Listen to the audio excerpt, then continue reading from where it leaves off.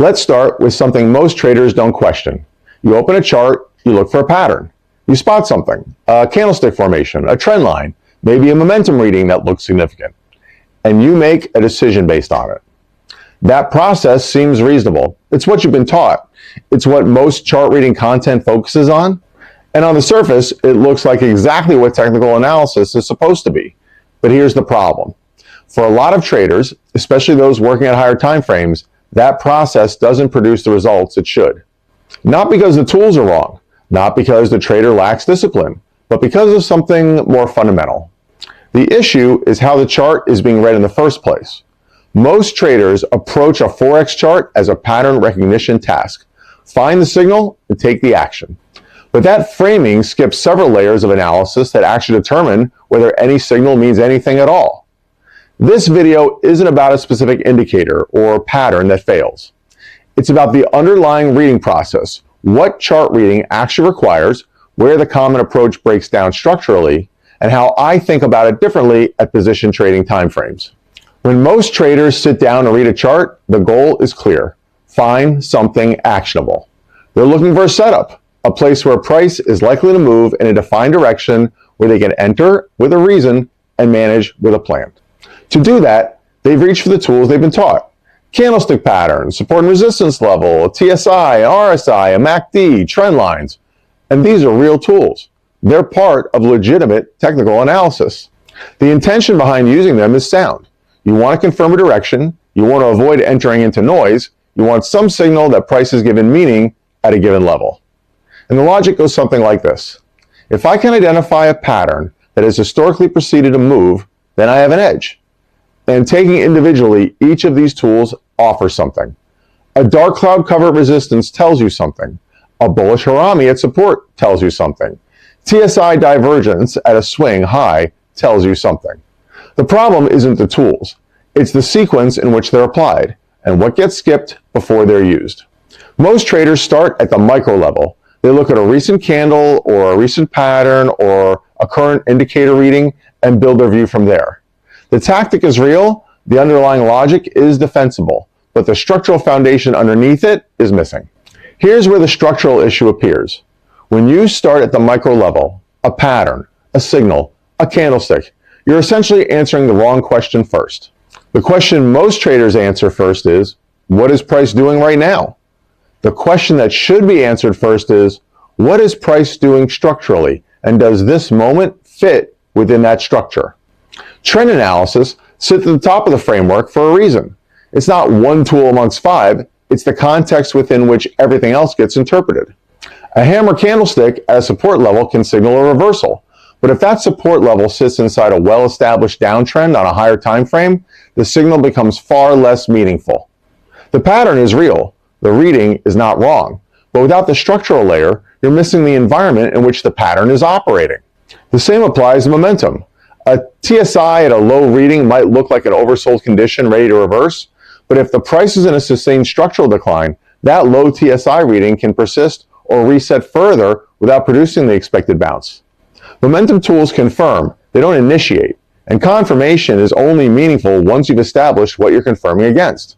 This is why the approach breaks down, not because the tools are unreliable, but because they're being used as the primary filter when structurally they are secondary.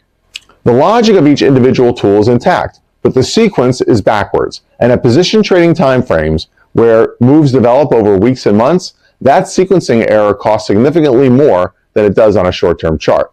At higher time frames, I don't start with signals, I start with structure. I use a layered framework, and followed carefully, the order is intentional.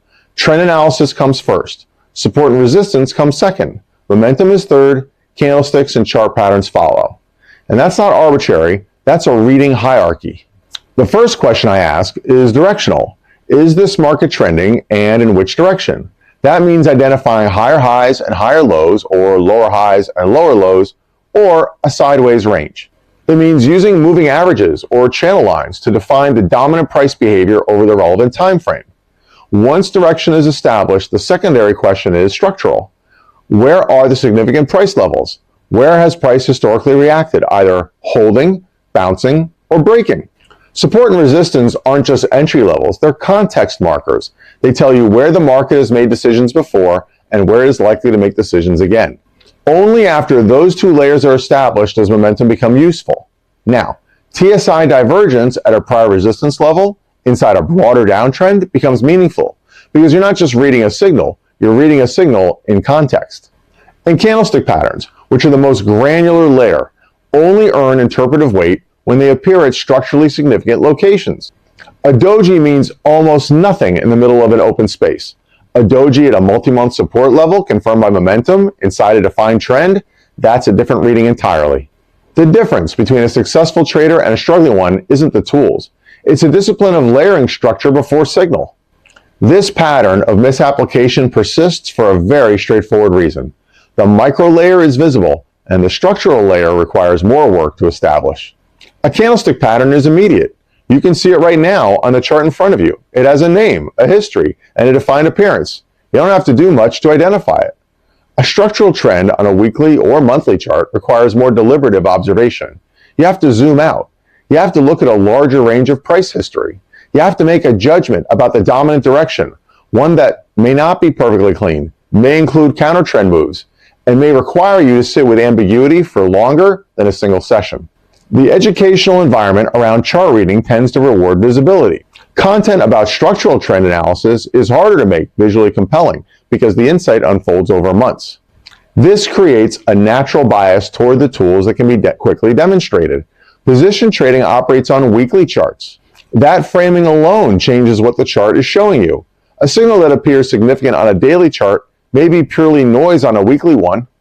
The instrument is the same. The chart type is the same, but the time frame determines what level of structure you're seeing. The misinterpretation persists not because traders are careless. It persists because the more accessible layer of analysis is practiced first and most often, while the foundational layer receives less deliberate development. At position trading timeframes, chart reading functions as orientation, not as a trigger.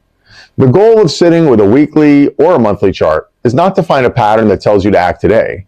The goal is to understand where price is within its structural story and whether the current environment supports the kind of move you're looking for.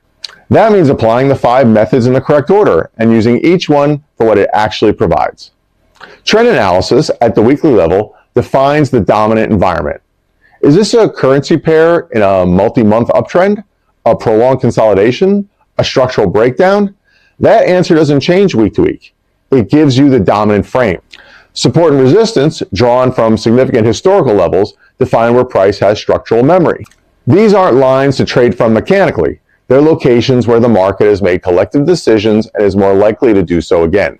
Momentum indicators, used sparingly and in alignment with the trend layer, tell you whether the current phase of price movement has conviction. Alignment between price structure and momentum adds weight to a reading. Divergence introduces caution. Candlestick patterns and chart formations are the final layer, and at the weekly time frame, a single candle represents a full week of activity. That means the pattern weight is considerably higher than a shorter time frame. A weekly engulfing candle at a major support level inside an established uptrend confirmed by rising momentum carries information that a daily pattern at no particular level does not. What we've covered here is less about any specific tool and more about the reading process itself. The most common chart reading error at higher time frames isn't a wrong indicator or a misidentified pattern. It's a sequencing problem, applying the granular layer of analysis before the structural layer has been established. And when you do that, signals appear meaningful even when they're not. And position traders who act on uncontextualized signals tend to find themselves correct on the pattern and wrong on the outcome. The correct approach is patient and layered. Start with direction, establish structure, confirm momentum, then and only then look at pattern level detail. That process takes longer to complete on any given chart, and that's intentional. At position trading timeframes, the analysis is supposed to slow you down, not accelerate you toward a decision. The full framework behind this video is covered in depth in the Position Forex article, How to Read a Forex Chart and 5 Ways to Enhance Analysis, linked in the description below. It walks through each of the 5 core analysis methods: trend, support and resistance, momentum, candlesticks, and chart patterns, with clear explanations and chart examples. If you're working to build a more disciplined, structured approach to reading the market at higher time frames, that article is the place to start. Until next time, best to your trading.